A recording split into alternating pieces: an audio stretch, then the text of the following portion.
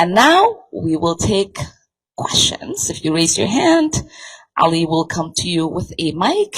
And as a reminder, always please don't touch the mic. We'll start here in the green.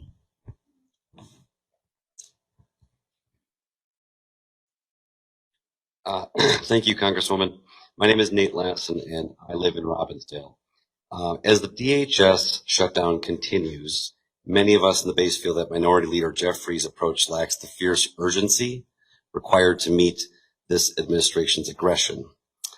Given the distaste for the current wait-and-see leadership style, is there an appetite within the Progressive Caucus to challenge the current leadership hierarchy?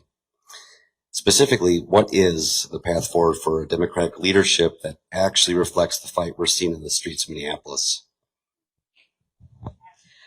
I appreciate the question. You know, I was with some seniors earlier at a senior living facility, and I was talking about, you know, just even with DHS, the challenges that we have as we think about federal employees.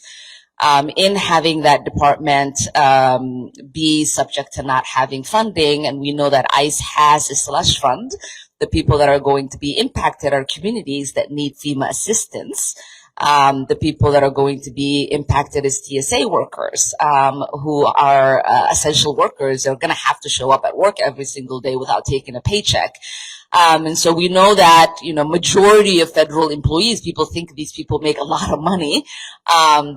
Maybe the contractors do, but a lot of the actual employees live paycheck to paycheck. And so what might seem like wait and see leadership to some people, it might be one that is actually taking into account the harm that could be caused if we are not careful in picking fights that can actually be resolved without the American people being further harmed. And so we had the opportunity right after we came back from the field hearing we had in Minnesota to have a conversation about what we wanted to do with DHS funding, because we knew that was coming.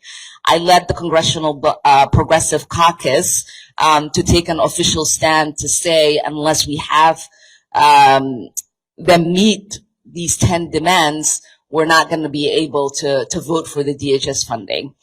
And we were able to get the go-ahead and the support of Leader Jeffries to do that, and it became the official stand of the whole caucus, and it translated also that becoming the official stand of the Senate.